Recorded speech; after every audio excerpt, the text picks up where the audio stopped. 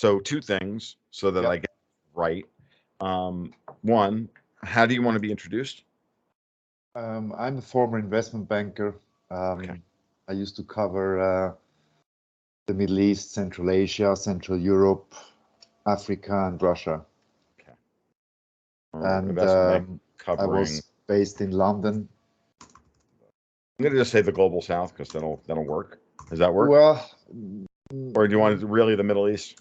no, Central Asia and Central Europe are not global south, are they? That's true. That's true. And Okay. Russia. Okay. Central Asia, Europe, Russia, and Russia. Good. So we should have a good. Africa, and the should have Middle East. Yeah. I used to work for Merrill Lynch, London and New York, and then for Dresdner Bank in London.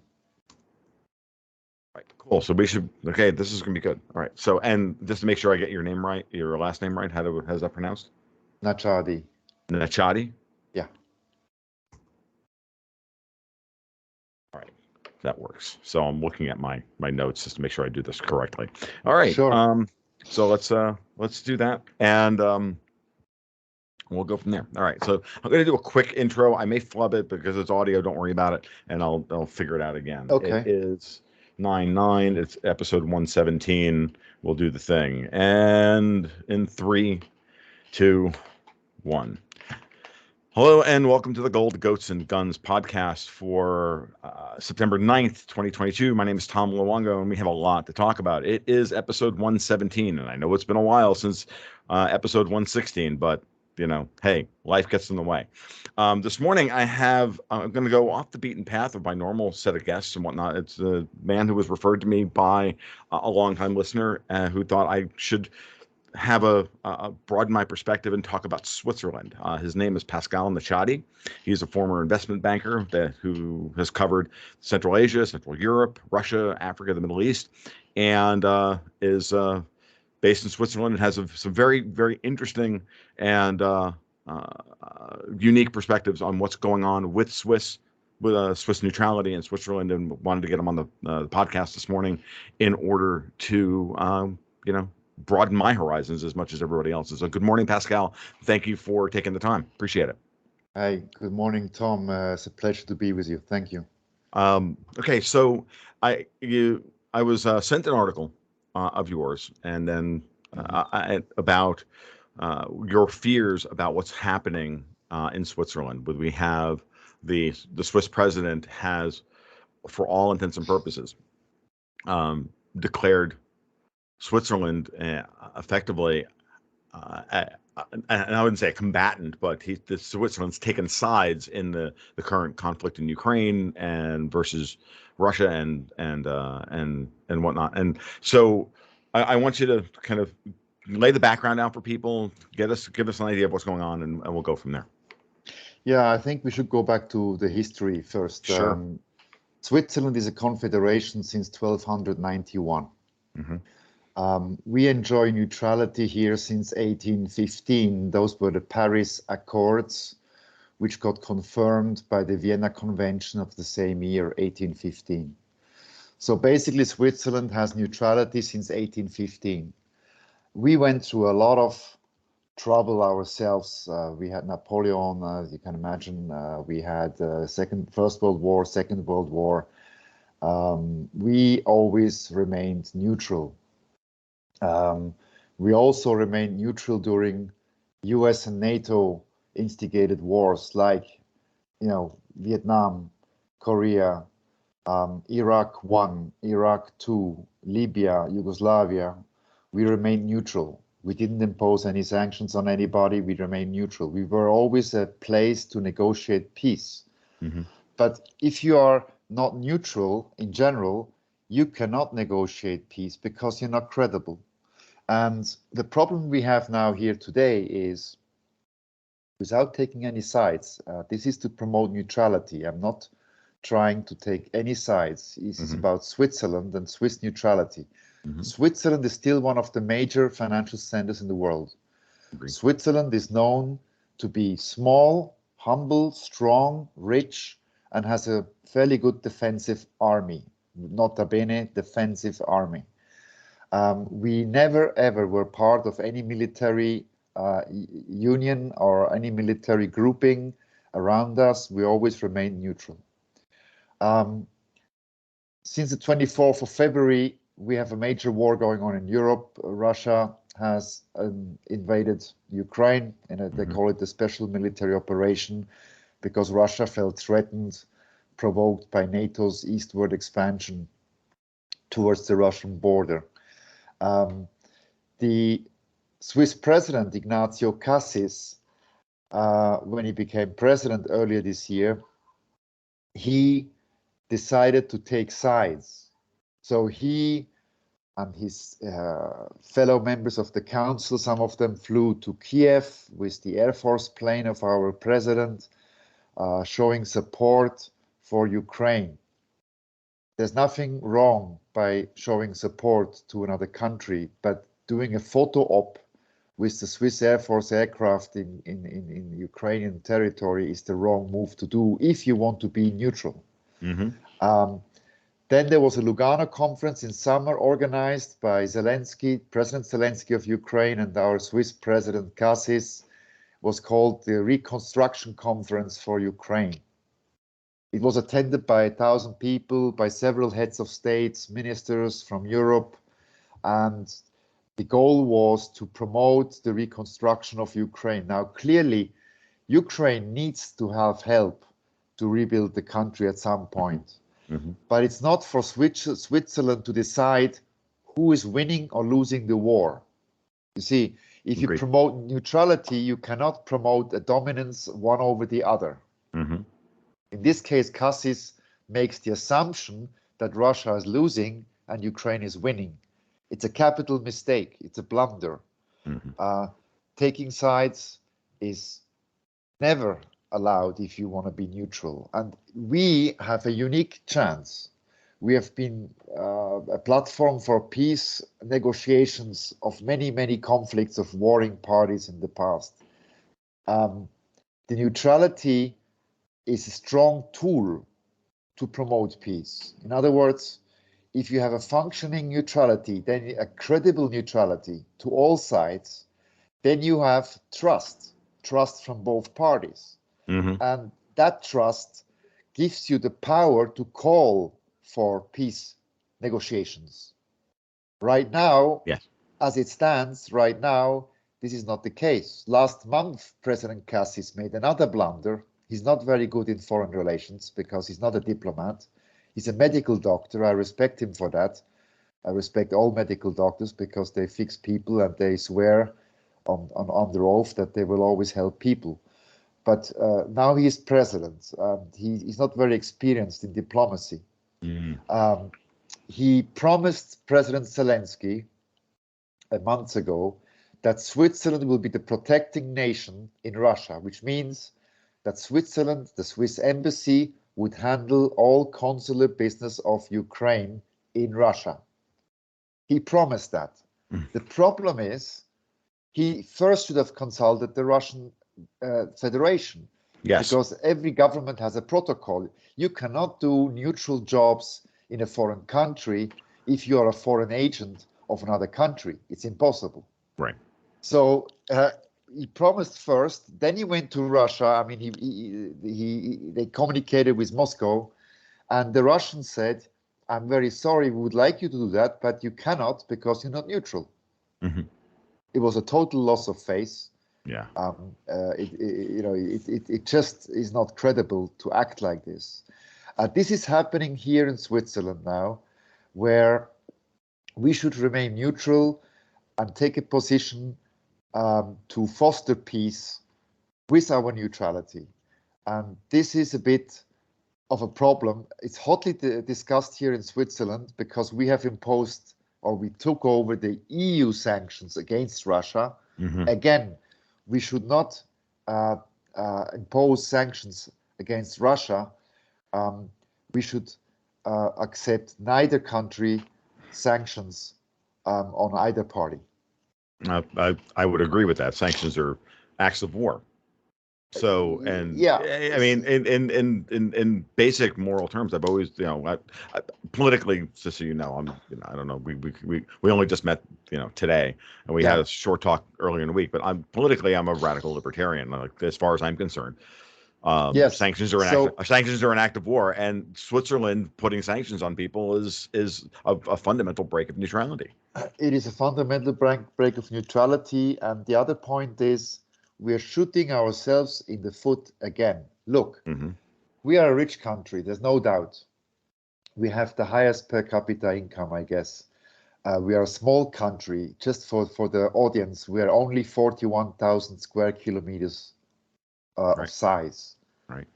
Give you an example.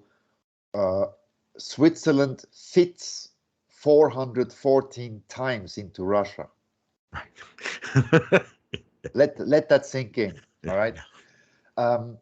So from the geographic position, we are Europeans. From the culture, we are Europeans. Of course. We're not European Union, of course, but we are Europeans. Now, if you look at our situation on the energy side, we took up to now 25% of our gas from Russia. That's energy we need for heating, for energy production. Imposing sanctions on Russia made us the following: unreliable, not neutral. The Russians call us an unreliable country. Yep. The Russians label us now to have an unreliable currency. And they label us an enemy of Russia. Yep. So go back to 1815. Since 1815, we have been peaceful and we had neutrality. And now we made Russia to our enemy. It's unheard of. It's unheard of. Wow. So it goes further. Now our president wants to align himself or us with NATO. This is another breach of neutrality. Even the thought of it is wrong. His political party, which is a centric party, they call themselves liberals, but they're not. They have been destroying the economy for the last 20 years by sheer incompetence. They are making a study now to see whether or not we should send soldiers, Swiss soldiers, to Ukraine alongside NATO. Switzerland. What do we have to do there? It's not our war. But it sounds like President Cassis is. Am I saying that right? Yeah. It sounds like he's a neoliberal, not a liberal. It sounds like that he's a. It sounds more globalist than it sounds. He's a globalist. He is a globalist, absolutely. and you see, he was born Italian. He was raised Italian. Only in 2017 he gave away his Italian citizenship because he had to go into our government.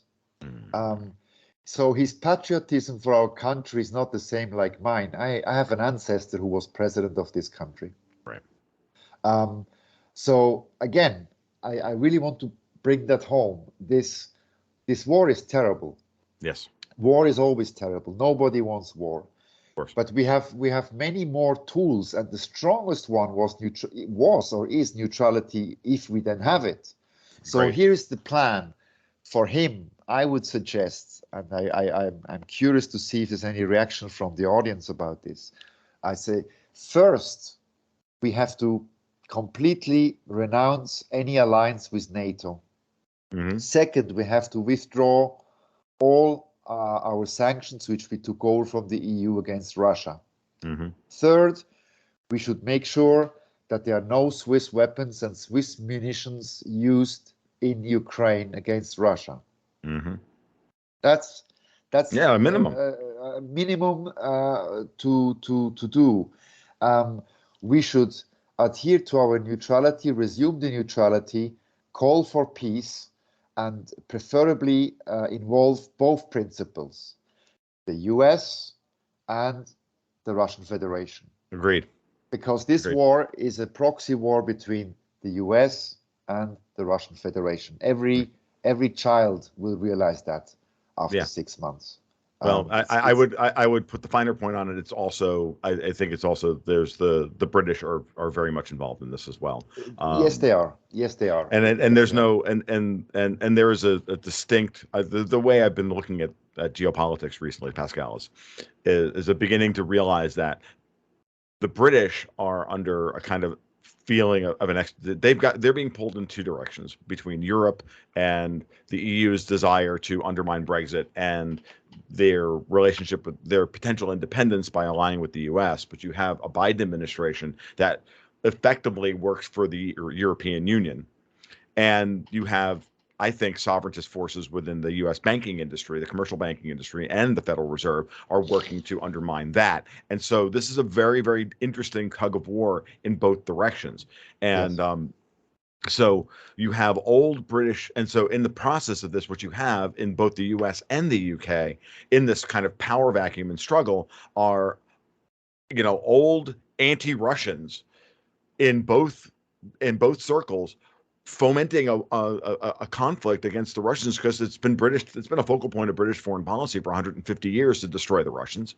Yes. It's been a focal point of American foreign policy thanks to British infiltration of our foreign policy establishment for the last 70 years to help them achieve that goal. And Swiss neutrality is now being sacrificed on the altar of trying to save the European Union. And That's the European correct. Union I think the European Union is happy to go along with this war, but they want to play the victim and virtue signal that it's all the Americans and the Brits' problem. When the truth of the matter is that they sanctioned this war with this proxy war between the United States and the US/UK all the way down the line up until the moment where where Putin started to pull the energy card against them. That's how they pulled 8,000 sanctions on Russia. Yeah, I know. 8,000 sanctions. The energy sanctions, again, homemade stupidity. Mm-hmm. Let's take Germany. The German growth engine of the economy depends on cheap Russian energy. Absolutely. They laid two pipelines, Nord Stream 1 and Nord Stream 2, to accomplish that goal. And the Germans sanctioned Nord Stream 2. They themselves don't know how to heat their homes. You have to understand 50% of German homes, and these are tens of millions, I know, they are depending to heat their homes with Russian gas. Yep. There will be no gas. Now, towards these so-called Putin pulling the energy card, let's look at the technical aspects of it. Sure. I believe he wanted, or the Kremlin wants to be seen as a reliable supplier. That's their goal. But those people forget the pipeline has a lot of pumping stations and needs energy, and that energy is produced through turbines. Mm-hmm. They're gas turbines, and they need maintenance. But the sanctions imposed by also Canada, some of the turbines come from Canada and Germany, they forbid to sell or to transfer turbines, spare parts, or the likes to Russia. So Russia is saying, we are handcuffed and you ask us to swim, we can't. Right. Therefore, we stop the pipeline transfer. Otherwise, this thing's going to blow up and it's going to blow around our faces. Mm-hmm. That's the reality. It was not Putin threatening, saying, if you don't do that, I will pull the gas or stuff like that. Right. It is just a matter of reality. And the Germans, they don't want to admit that. Mm-hmm. They went into the wrong direction, completely wrong. Yep. The only solution to this war is a diplomatic solution, a peace negotiation. I agree. We have never been so close to a nuclear war. The Cuba crisis looks like a kindergarten compared to what's going on right now. I know. And I wrote a piece the other day about Liz Truss taking over as the British Prime Minister, and she's horrific, right? Yes. Because they're trying to make her into the second coming of Maggie Thatcher. She's willing to use nuclear weapons. She's the horrible combination of ambitious, stupid, and intractable.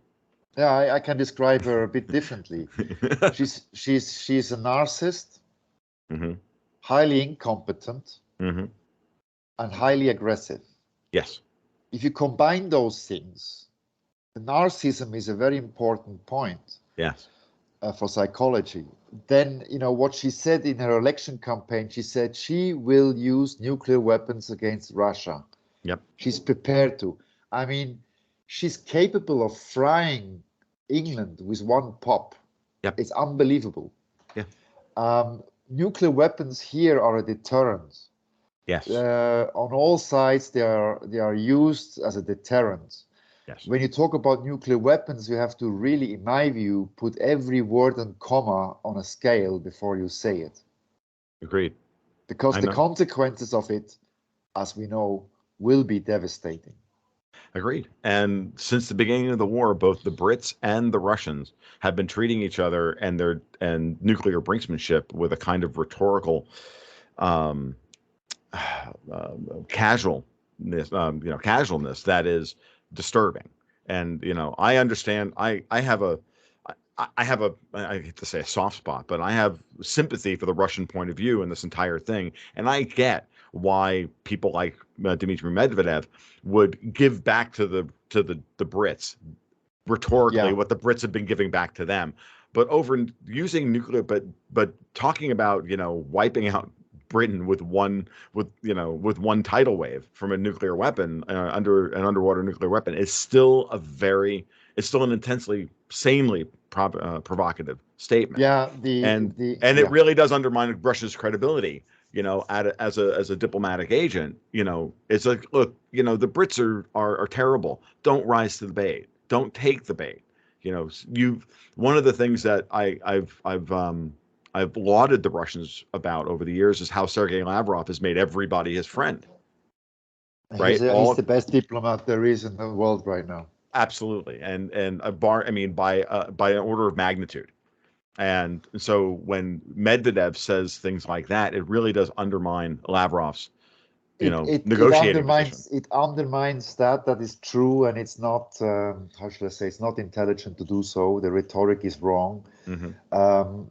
But I can give you maybe an example why this is.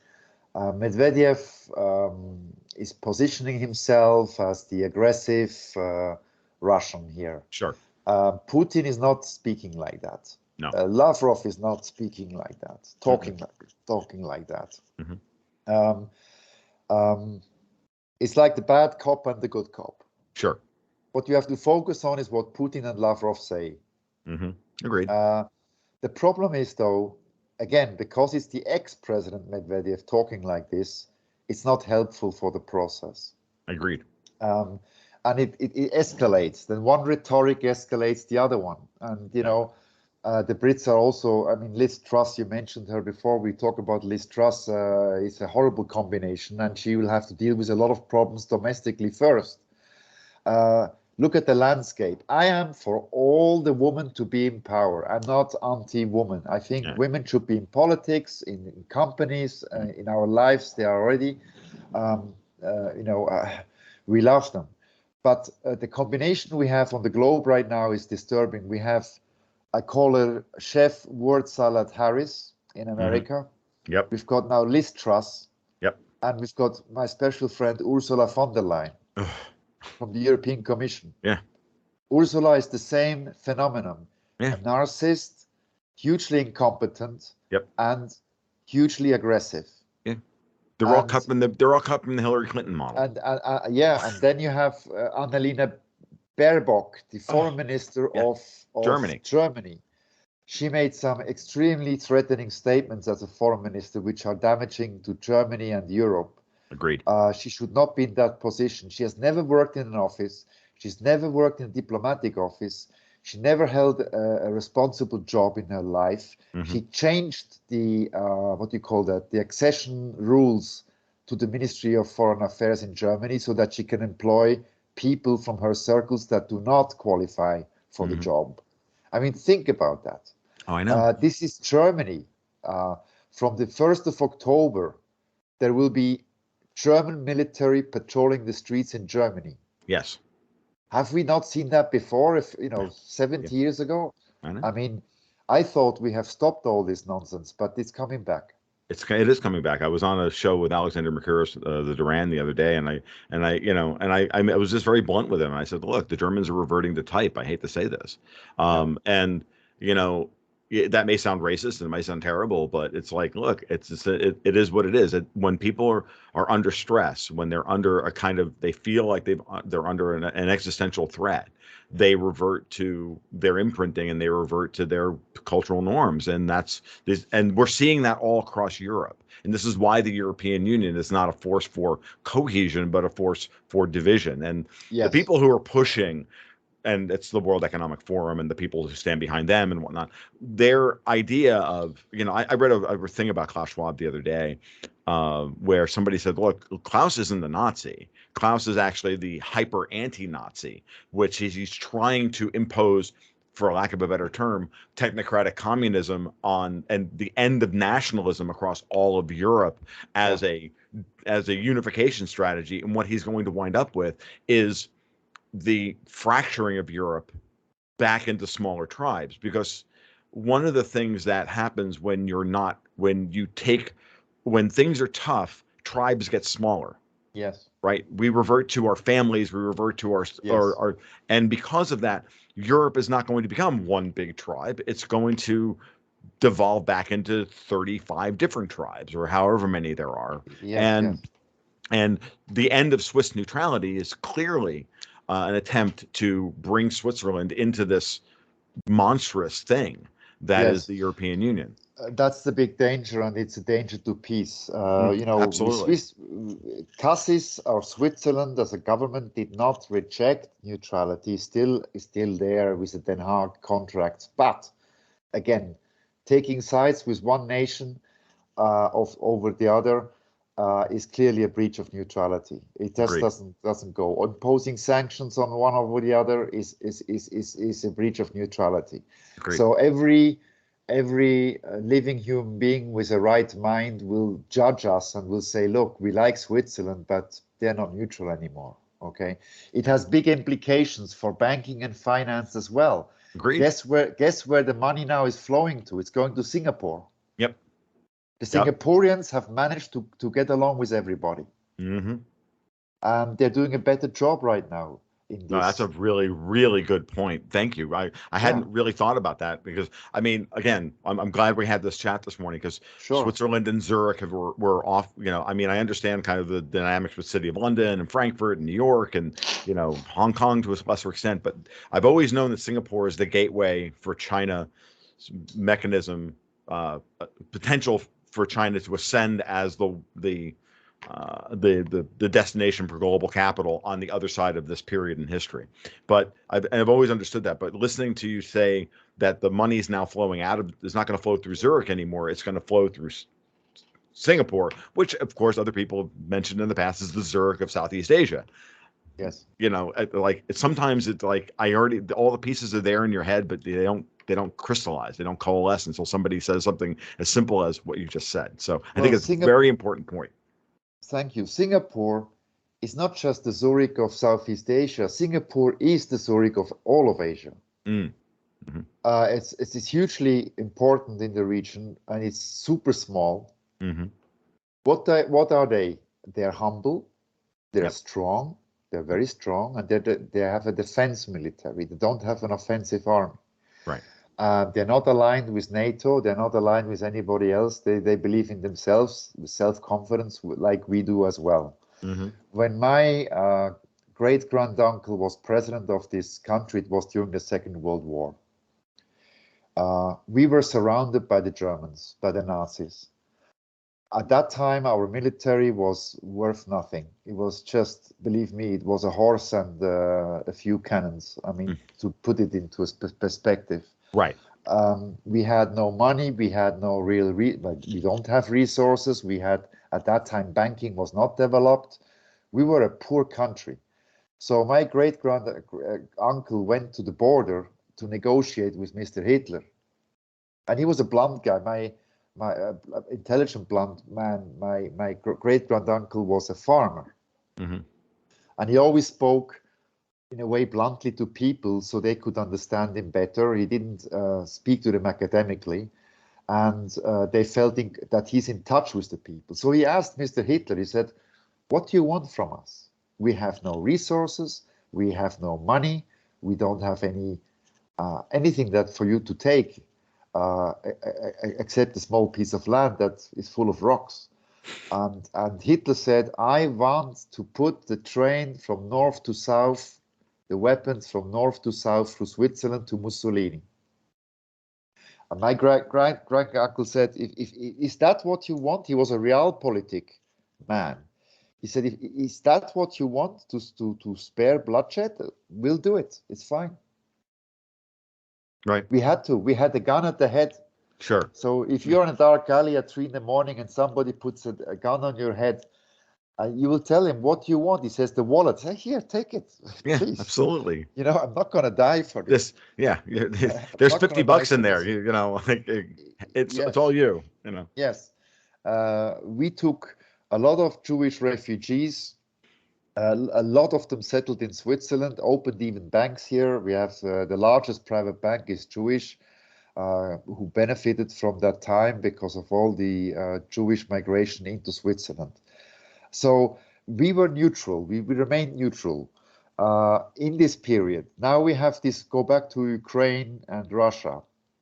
Here we are not neutral anymore. We have to go back to our neutrality, and we have to make sure that we don't, as you mentioned correctly, slip into this European EU swamp where we don't belong. People don't want to see us with NATO. People don't want to see us with the European Union, for God's sake not.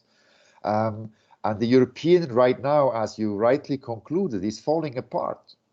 You have the Hungarians who are smart. The Hungarians made three statements. They said it's not our war. They said no weapons will go from our country to Ukraine. And they said no gas will go to other countries because it belongs to the Hungarian taxpayers. That's right. Yep.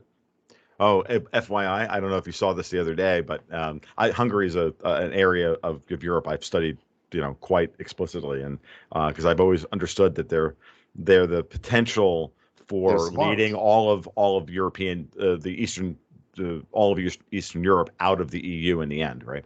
Yes. Viktor Orban is a tremendous leader.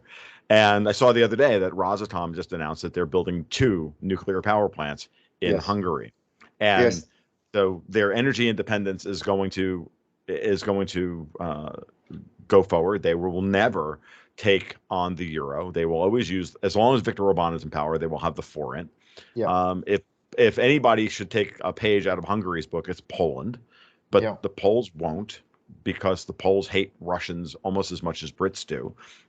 And maybe with good reason, maybe not. It's irrelevant at this point. What we're, at some point, the reality is that you're better off being, you're better off not being belligerent and sitting down and talking to people. And I've been arguing for 2 years now that an undersecretary of the Polish foreign minister and an undersecretary of Sergei Lavrov should get together and have coffee somewhere in a neutral third-party place in Budapest and just sit down and start working on a framework for Polish-Russian, relations where the Poles can get gas from the Russians or whatever, and just stop the nonsense. Yes. And this is, of course, indoctrination from the States. The Polish have been indoctrinated because they are geopolitically important, if you look at the map. But go back to the Hungarians. They are very smart people.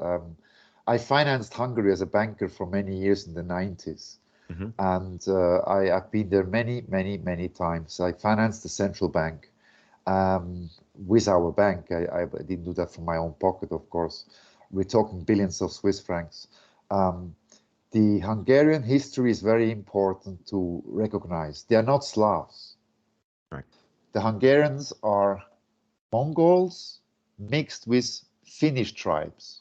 The Mongols had an argument near Kazakhstan. They were one tribe. They had an argument. They separated each other. One went east. They ended up in South Korea. That's where they ended up. The other tribe went west, and they ended up in Budapest. Those were the so-called 7 heroes. If you go to Budapest, there's a square with the 7 heroes on the horses. Right. That was 1,000 years ago. They mingled with the Finnish, so the language The Hungarian language is a mix. It sounds very much Finnish. It's a difficult language to learn. But the Hungarians are extremely smart people. These are things I did not know. And this again, Yeah. this is fascinating. Budapest Budapest is definitely a city on my list to go visit, and you go. You have to go. I have friends in Hungary that are desperate for me to go and visit them over there. And hopefully at some point in the future, my schedule will allow for that to happen. So, you will love it. You will love it. But go back to the Ukraine conflict and Switzerland and the neutrality. This is the ultimate time now for us to stand up. We are the Swiss citizens. We are the sovereign. The sovereign of Switzerland is the people. We have a direct democracy. Right.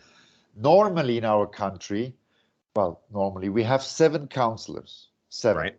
Always 7. And they consult each other in a room about any situation, economic, socioeconomic, military, what have you, security. We never had a president. Well, then every 4 years you have an elected of the 7, one guy or one lady becomes the president. The president in our constitution is not like the US president. In fact, the America copied the Swiss constitution actually, but they put on top one executive power, the president. Yes. Cassis is behaving now like an American president. Right. He shouldn't do that because it's not in our tradition to behave like that. And I can tell you that the neutrality topic right now is discussed very hotly in this country and abroad, because other nations are looking at us again and they're saying the Swiss are losing it. They're completely losing. Now, if we do not correct that mistake, as you rightly said, we will be drawn into this thing and we'll go into this so-called washing machine of the EU and we'll be finished. We'll be completely finished. I know.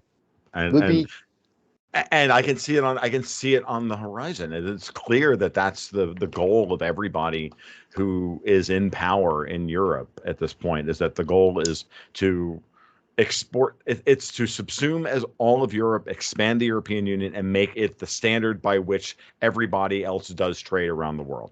It's very clear that I look at the European Union and I see the California model. Yeah, here in the United States, we say every bad idea that happens in the United States starts in California and travels east, because California has such immense political power within the Congress that they can, and economic power that they can then impose their will on the rest of the United States, even if the rest of the United States doesn't want it. Well, clearly that's the same model that the European Union is doing through its regulatory schemes and everything else. Well, going back to Liz Truss, for example, I was thinking about this. I was just writing about this before you and I sat down for this call. I doing a post for my patrons. I was talking about the Queen dying and Liz Truss and trying to find a silver lining in Liz Truss as prime minister, because you should always try to look at things from both perspectives. One is that the Northern Ireland Protocol is the key to the EU undermining Brexit and reversing Brexit, and Truss's attitude towards that is going to make a big difference. And it's just this. If you look at the way Brexit negotiations laid out, the EU left poison pills behind in order to still have regulatory control, even if there's a legal separation between the UK and the EU.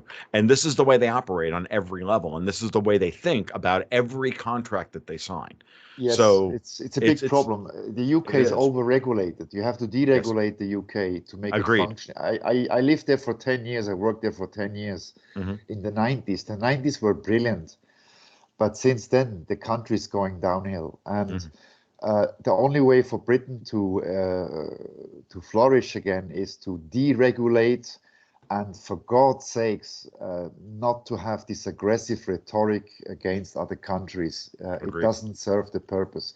I tell you a little thing, an anecdote. In 1998, I was invited to the House of Lords for a lunch.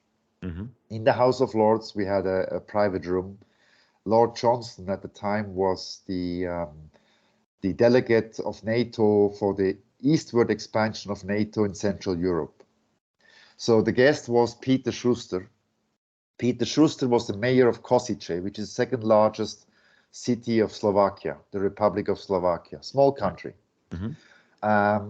And he came there with his translator, his daughter, as the mayor and hopeful president. He was a candidate for presidency in the elections. And then Lord Johnson, at the dessert, he said, well, let's talk about NATO. And I was really surprised that we talked NATO about in this lunch, because it was not on the agenda. And he said, you should, when you become president, your country should join NATO.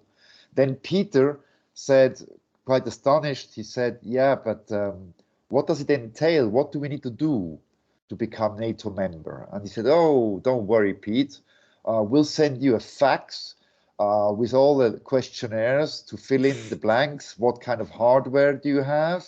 And then we will send you another fax with the recommendation what the hardware should be to be NATO compliant. I was shocked. And then I interjected and said, why don't we send the fax to Russia? Why don't we just, what is NATO for? Why do we need it? We don't need to create wars. We have to have peace. Let's make it a global force to help other countries that are in security problems, to terrorism or uprisings and illegal stuff. But send the fax to Moscow. And I tell you, the room was so quiet you could hear a pin fall to the floor. I was ousted. I was persona non grata. I'm sure. I was never invited again to the House of Lords by this person, by others, yes. I also had lunch with George Galloway, not at the House of Lords, at the canteen. George Galloway, for instance, if you know him, he's a fantastic guy with his Modes show, and he's a real fighter for democracy. But to go back to this NATO problem, the NATO expansion is not in Switzerland's interest as well. No. It's not at all in our interest. No. We should, I repeat, we should remain humble, small, self-confident, and we should be an open door for all parties who have a problem with each other.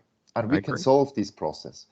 We could call for a peace conference. We would have the clout, we would have the heritage and the power, also the financial power, to act like this. But it's not, the Swiss way is not posturing, making photo ops with a warring party or with a NATO general or, on the big stage.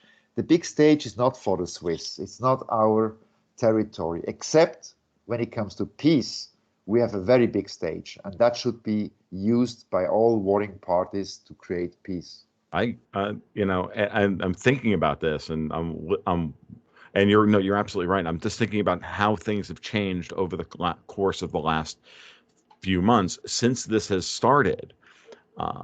Look who's been trying to negotiate the peace here and there, fits and starts between Russia and Ukraine, and it's President Erdogan of Turkey. Not yes. So that's and this is a man who has zero credibility as a neutral party in anything. If anything, well, I mean, maybe he's neutral. He attacks everybody. Yes. But it's including his own NATO interesting party. You say that. We had these Minsk agreements, as you know, they are not valid anymore. No. The Minsk agreements actually are a very good framework. Why? Yeah, because Russia and Ukraine signed them already once. Well, the problem was. I want to stop you. Remember, the Russians did not are not signatories to the Minsk agreements. This is the sticking point. That the Donbass republics are the signatories. Yes. The four signatories are it gets repeated lazily through them because the Russians clearly made this point. Well, they're an important party to the Minsk agreements in their potential enforcement. They are not signatories. Yes. Okay, go ahead. No, you're right. Sorry, I slipped up. No worries. The point is the supervision of it, the enforcement was given to Germany and France. Exactly. But both are NATO partners. Mm-hmm. It's like giving this job to a bank robber to guard the bank. It doesn't really work. They have interests. Yes. It should have been Switzerland doing it. I agree. Agreed. It should have been Switzerland. Well, the thing is I think that the Minsk agreements, the moment they were signed, I remember discussing this with people about this. We looked at the Minsk agreements, and as a framework, they're fine, but they were designed from the ground up for both sides to reject certain parts as red lines that they would not cross, and therefore it was always. And Merkel even came out and said this a few months ago. Former Chancellor Angela Merkel, she came out and said this. They were just a delaying tactic and told NATO could get, until we could prep Ukraine for the war. Well, And Poroshenko said that publicly a month or two ago.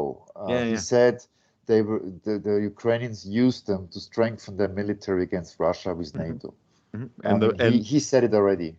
Yeah, and Putin's made that same statement. And whenever, doesn't matter what Putin says, even if it's true, we're just going to discount it. But when one of our guys says it, or Poroshenko is definitely one of quote unquote our guys, it's just it's sad, and very sad. And to watch this play out, because this could have been avoided. I've been watching this geopolitical blackhead fester and then eventually explode into this war between Russia and Ukraine for 10 years now. And it's very clear to me that going all the way back to even like 2007, 2008, when Putin made the speech at the Munich Security Conference, the Chinese and the Russians have both been saying to the West, look, let's negotiate a settlement of the way the world is going to lay out. Let's negotiate a settlement here.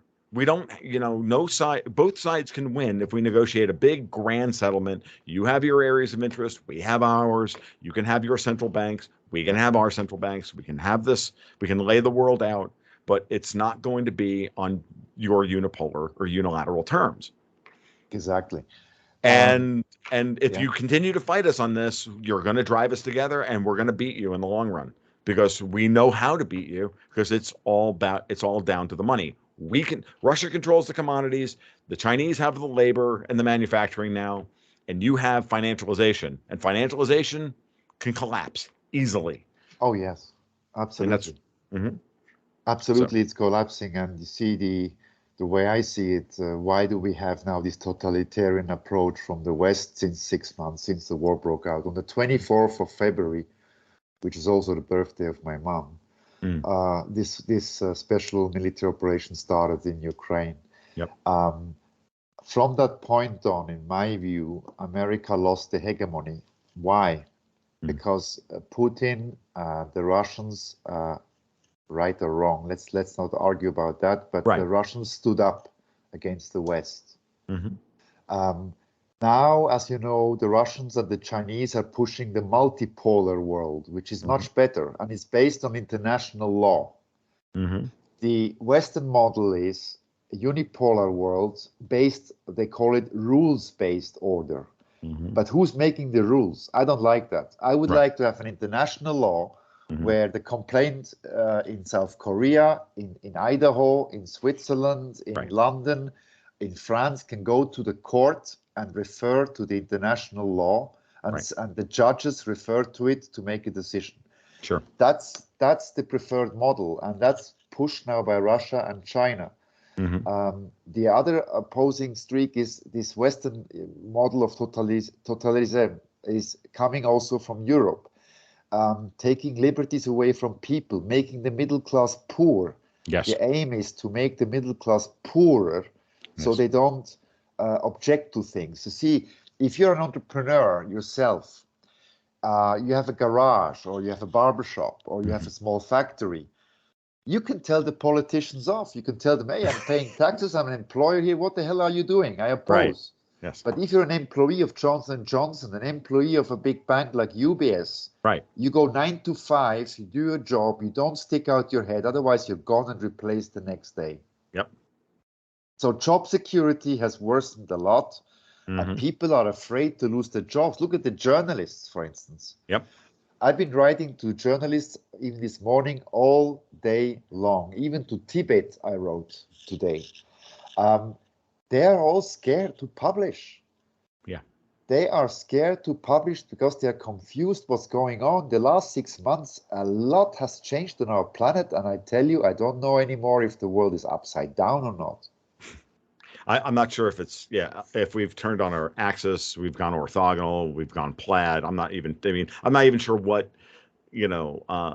metaphor to use at this point. But yes, we have entered a crisis period that is sadly, it's going to resolve itself in ugly ways. And it's either going to be war and poverty, or just poverty. Yes. It's got to, Yes. and I don't, and usually poverty then begets war because someone has to be blamed. And, when I look at the landscape and I look at how broke the European Union is, and I look at truly how broke the European banking system is, and I think about the Yeah. people who have been the colonizers, and I like your perspective on this because this has been where I've, kind of evolved my perspective on the way Europe is acting. Is that we have historically old colonizers going back 500-600 years who have, in their minds ruled the world, or at least been able to carve up the world. And their power at this point is now a financialized power. It exists as a function of their ability to lever up dollars in the shadow banking system of Europe. Yeah. And if the United States, and as long as the United States has been a willing partner in this at the Federal Reserve level and at the congressional level, then this could continue. But what happens when the Federal Reserve and the commercial banks decide that they don't, in New York, no longer want to do that, no want to be a part of that system, because that system implies that they're going to die. They have to be killed off. They're not going to go along with this. So now that's where I see we are today, that the possibility here is, and this is why things have gotten so crazy, is that we're looking at the potential for the old oligarchic order of Europe to become bankrupt and go away. Yeah. If the U.S. stands up and says, you know what, we're finally independent. Like we finally finished the American independence movement 250 years after it started. Yes. I don't know if I'm correct on that, but this is you're one of correct to see the European banks and the Swiss banks are still full of problems from the last financial crisis. Mm-hmm. The banks are not cleaned out. They have been pumped up by central banks. Yep. And, every time there's a problem, the politicians, they put the printers on to avoid unrest. That's the truth. Yes. With COVID, it's the same thing. They were helicoptering money to people just to keep them calm. Mm-hmm. They invented some kind of what they call it vaccine and forced everybody to take it. And now we find out that it's not efficient at all, that it does not prevent you from getting the virus. It is absolutely mind-boggling what's going on here also in Switzerland with the banks, because we have the second largest bank, Credit Suisse, is very close to bankruptcy ground. This is the second largest bank of Switzerland. Imagine. Right. The share price is worth less than a coffee on Bahnhofstrasse. Right. Can you imagine? Yeah. It used to be at $20. Now it's at $4.50 or $5. Jesus. Yeah, well, we're seeing the same thing, and it's interesting though that I've been following some of this, nominally. I said, take a look at like XLF, the ETF of the American banks versus the European banks, and you'll see that XLF is outperforming the European banks. And the ECB has done, all the ECB has done is tried to prop up that system for as long as they can and hope that they could get control of the Federal Reserve again. This is why there was such a massive move against Jerome Powell last year in the Federal Reserve Board, right? The insider trading scandal and things along those lines. So, and why the Biden administration played politics with trying to get Powell reinstated. Like that went on for 6 months, right? And I'm sure you followed that. I follow that. I also follow, by the way, the midterms. What is your view on the midterm elections, if I can ask you a question? Oh, sure. I think the midterm elections are going to be the biggest tell for me at this point that the Democrats are in this kind of trouble that I've been thinking they've been in, which is anywhere from 50 to 70 seats they're going to lose in the House and possibly 3 to 5 in the Senate. Is that Nancy Pelosi is now talking about wanting to be the ambassador to Italy after the midterms, because she doesn't want to even be, in Congress anymore after the GOP takes over. So Pelosi has pulled the ripcord. Like she's not even if she's not standing up and, on the front lines and saying we can still win this. If she's pulling the ripcord 60 days out from the election, or 55 days out from the election, like it's over. But here's the problem for the war. Just that's my thought process. Yes. Whenever another party comes into the House or takes the Senate, what do they do first? They denigrate the former party. Mm-hmm. They say you've done this wrong, you have done Yep. this wrong, and we're doing this better. We will know how to deal with this person better. Yep. Republicans will probably say, you know what, Biden, all you Democrats, you were far too weak with the Russians. We will show you now how to deal with the Russians. This is my worry. Yeah. And the big question is going to be how many Trump-style populists win and how big their caucus is in Congress. Yeah. The Senate is still a cesspit. The GOP is absolutely, there is Davos in my mind. I call these people Davos, right? Because they meet every year at Davos and they decide how they're going to carve up the world. So Klaus Schwab, Soros, the Clintons, these people, they're all kind of old European money. Is why they call it Davos. And I hate to use that because I really respect Switzerland, but unfortunately they meet and they destroy You have to know one thing since we talk about Davos. My father was the co-founder of this bullshit. my late father. My father was the German, but at that time it was called the Davos Symposium. It was a good thing. It was in the late 70s, and my father was the chairman of developing countries. Right. It was held in a small hotel. There were about 30, 40 people. At that time, with Klaus Schwab, of course, genuinely helping the developing world. Genuinely. Right. Later, my father stepped away. He had an argument with Klaus Schwab, and he told him to go fly his kite. And Schwab transgressed morphed this thing into the World Economic Forum. And that's where we are today, in a total mess because of those people. That's absolutely fascinating and confirms everything I thought about all of this. Thank you so much for that. So when I think about going back to American politics, I think about the GOP, the GOP establishment, or what I call the GOPE, because there's the GOP and then there's the establishment who runs the party. There's the Mitch McConnells and the Mitt Romneys and formerly the John McCains and formerly the Liz Cheneys. They are Davos through and through. They're globalists through and through. They're neoliberals or neoconservatives, two sides of the same coin. And they're desperate to try and maintain some kind of control. You can see it from McConnell. He's like, oh, there's too many populists are going to win. And I'm like, yeah, Mitch. So, you go back to selling cocaine, dude, because we don't need you anymore. I wish, but we'll see what happens.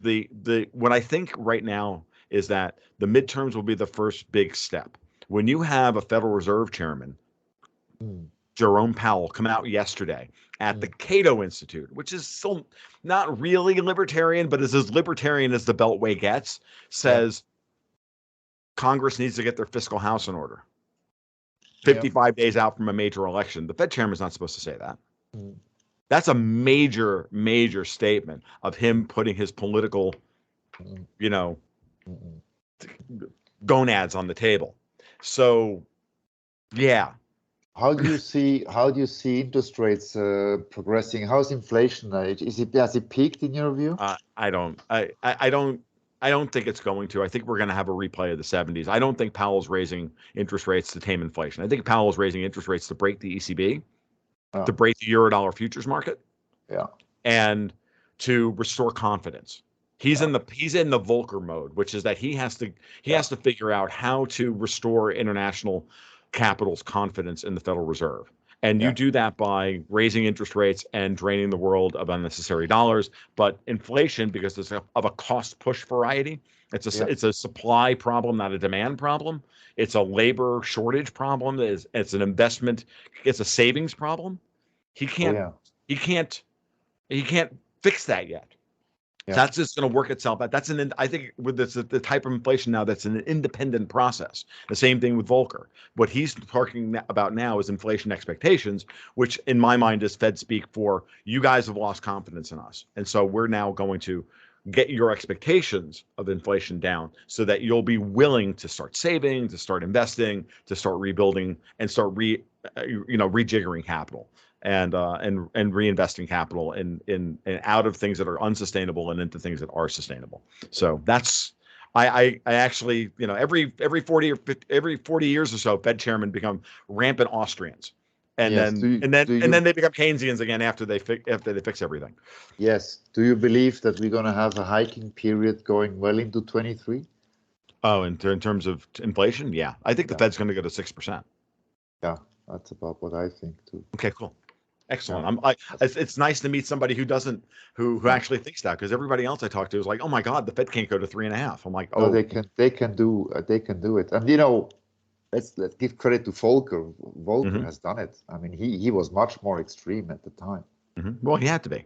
I mean, the U.S. government was issuing, just to bring this full circle, was issuing debt in Swiss francs at the time. Yes, I know. We financed the IMF and the World Bank from Zurich here, and GE Capital, I remember, in Swiss francs in the 90s, early 90s. So Pascal, this has been a wonderful conversation, and I'd love to do it again sometime, and even if just informally. So just back to the neutrality to close off. Absolutely. Just to remind everybody why we started talking, and you know, it's in my interest here to bring the message home to the world. Switzerland is a very it's a small country, it's a rich country, it's in the middle of Europe. We're surrounded by the European Union. We have survived many wars. We have this neutrality since 1815, and we cannot give up neutrality. Our president has to go back to resume neutrality. We have to abandon the sanctions regime against Russia.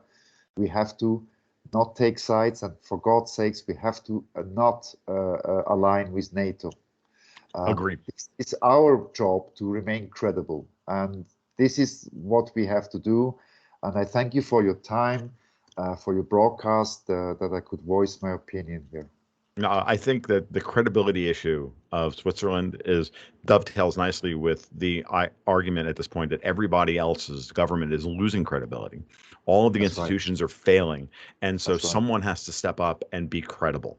And part of the thing I've seen from Americans here as they're looking at Putin and they're saying, like him or not, he's credible for his own country. He's credible for his own country. And because, and the same thing with Viktor Orban, and it's interesting. We didn't even get a chance to talk about the Italian elections in 2 weeks or the Swedish elections this weekend, but they're all part of this whole thing. But we'll just go from there. So Pascal, we'll leave it there. Thank you so much. And Tom, thank you very much. When are you broadcasting? I'll put this out in the next couple of days. So this will go out. This will go out probably tomorrow. So wonderful. All right. You take care. Take care. Have a great day. You too. Have a great Be well weekend. now. All the best. Bye-bye now. Peace.